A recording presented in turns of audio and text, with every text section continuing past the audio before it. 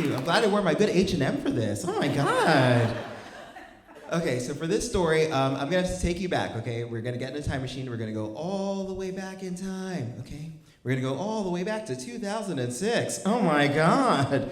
Do you remember 2006? Ugh, back when Destiny's Child was still together. Pluto was still a planet. Remember that, when Pluto was a planet? Pluto wasn't the side chick of the solar system. It was beautiful. So we're going all the way back there. Obama wasn't president yet, so we didn't have hope yet. And so I had just graduated from college with an English degree and a short story collection.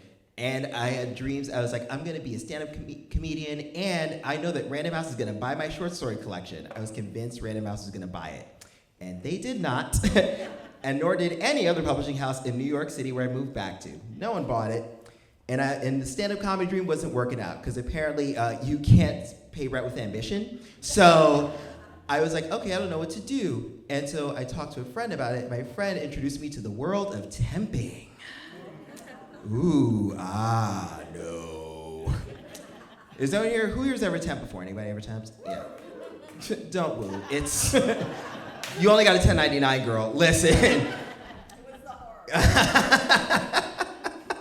It's an awful existence, okay? If you don't know, temping is short for like, you're the office person. Your job is to do all the crap office work that no one wants to do, and they can fire you at any time, but because they can fire you at any time, you can steal all the office supplies you want.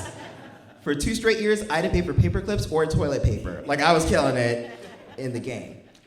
But I was temping, and the first temp job I ever got was at this place, Latina Magazine, and my job was as a research assistant, which was super great. And I was making $15 an hour at this job, which I know sounds like nothing now, but this is, again, this 2006, this was the Bush recession, like Bush the least, not Bush the lesser. Like, it was a bad recession. 15 an hour was good money. Like, I was making 2 box wines an hour. Like, I was killing it. I was like, I'll bring the friends here for Shakespeare in the Park. Like, I was really killing it. And I was like, oh, this is such a great gig. This is wonderful. I'm sure they're gonna hire me full time. But again, it's temping. So I got let go after 2 weeks. They were like, we're done. We don't need you anymore. And I'm still scrambling to find work. I don't know what's going on, what I'm gonna do about this. And a friend of mine who I know hates me introduced me to a temp agency that I'll say is Forest Solutions, because that's its real name, and they suck. And I hope they get fired and sued for tax fraud. So I go to Forest Solutions, and I meet with this woman, Anna Long. Again, her real name, Google her, she sucks. And I meet with Anna, and the first thing I do is I walk in, and she's got like the Karen haircut. Y'all know what the Karen is? I know there's a lot of white people here, but y'all know what the Karen is?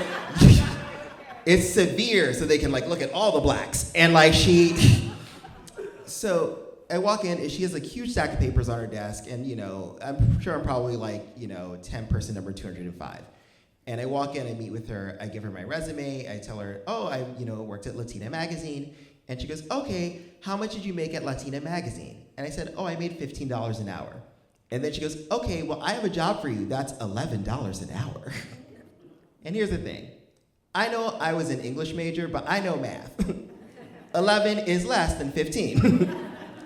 And I said, I just think that's weird. Why would I make $11 an hour if I made 15 an hour? And Anna turns Karen, okay? She goes, you should be lucky you can even get a job like this in this economy. I don't understand why you're even acting like this. Do you think you're too good for $11 an hour? And she scared me so badly that I was like, okay, I'll take this 11 an hour job, even though, again, it's 11 an hour. Like, that's like 2.5 PBRs an hour. Like, I feel like I'm too cute for PBRs and a half an hour. Like, that's like maybe like 1.75 ganglings. Like, what are we doing? The math ain't mathin'. But I take this job, and so what I'm doing is I am sitting in a windowless room of an office, and my job is to stuff envelopes and alphabetize the envelopes by last name and put them in a box. And I did this the first day, and that's all I did was stuff, sort, box, stuff, sort, box, stuff, sort, box. And I finished 7 hours later with $88, and the manager at the job was like, you did such a great job. Oh my God. And I'm like, yeah, it's alphabetized. I'm an English major. I know how to alphabetize. A comes before B. Like, it's not that complicated. You ain't giving me quadratic equations. Like, what are we doing? And then I talked to Anna, who was like, this is so wonderful. You're so great at this. Oh my God. And I was like, this can't be my life. And so this continues on for a couple of months. And I'm meeting with like my friends from college who are also in similar predicaments. Like I had another friend, his name is Adam, and his whole thing is he wanted to be a filmmaker, and he was working as a temp in a bank that was like going under. And then there's my other friend, Brian, who arguably got the closest out of all of us to entertainment, but he had unarguably the worst job. So his job was he worked on a show called MTV's Yo Mama. Have we heard of this show? Okay. For those of you who don't know, how MTV's Yo Mama worked was it was a show where contestants had to tell competing Yo Mama jokes, which is a very Black traditional thing. So it'd be things like, Yo Mama's so old, her social security number is 1. Like that was the gig. But he didn't have that job. So whenever someone would tell the joke, someone would have to go, oh! That was his job. His job was literally to go, oh! And he's from Larchmont and is white. So you understand what I'm saying? It was problematico. That was his job. And we were all like, we can't be doing this. Like, we went to nice schools, what's happening? And so my friend, Brian, who was like the hungriest out of all of us, found this like job on Craigslist. And again, this is back when Craigslist was like a kind of like no man's land, you know what I mean? Like you could get a job or an apartment or murdered. And so he found this thing on Craigslist that was like, hey, this game show is looking for a team of 3 people to audition. And Brian was like, let's audition, we have nothing to lose. And I said, yeah, let's go in and audition. And so he booked it, and we go into this casting director's office, which is another windowless room. And I'm like, is this gonna be my entire life, is just windowless rooms?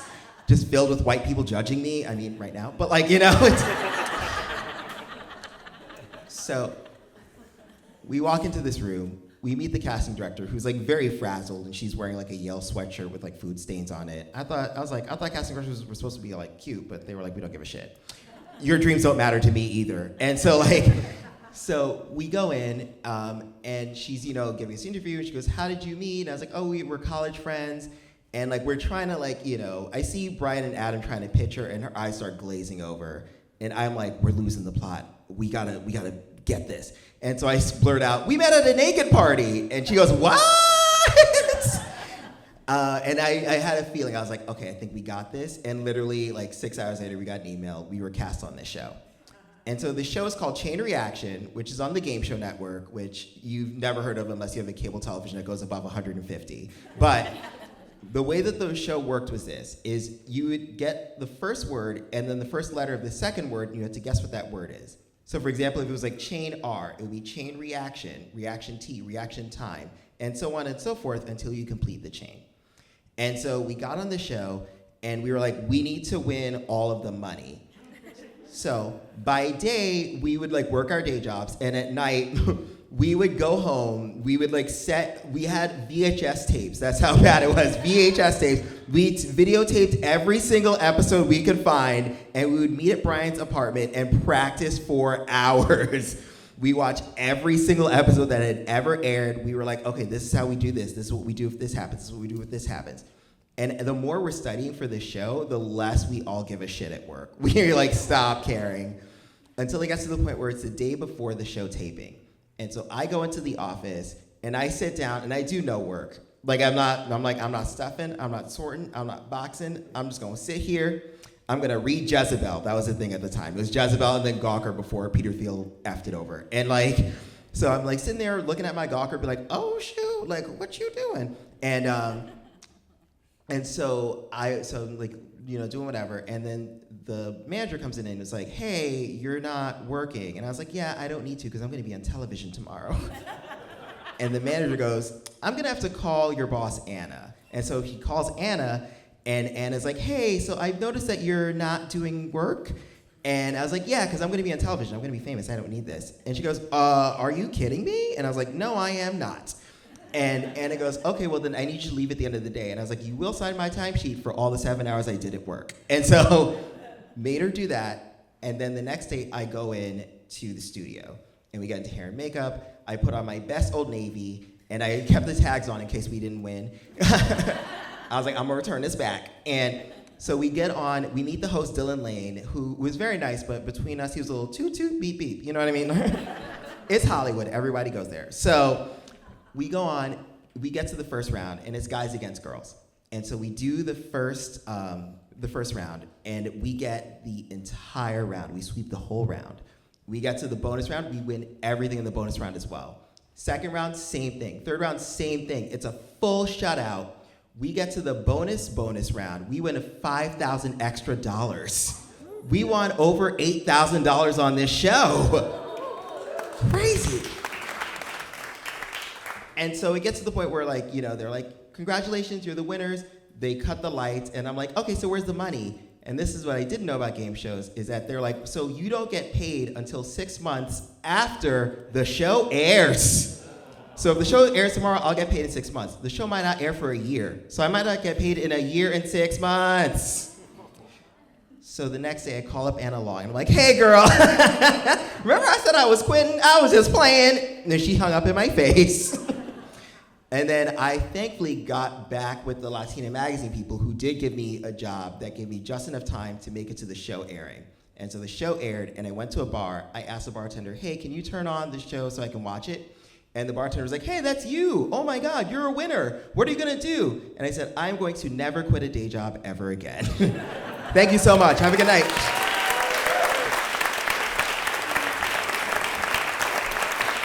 Calvin Cato, everybody.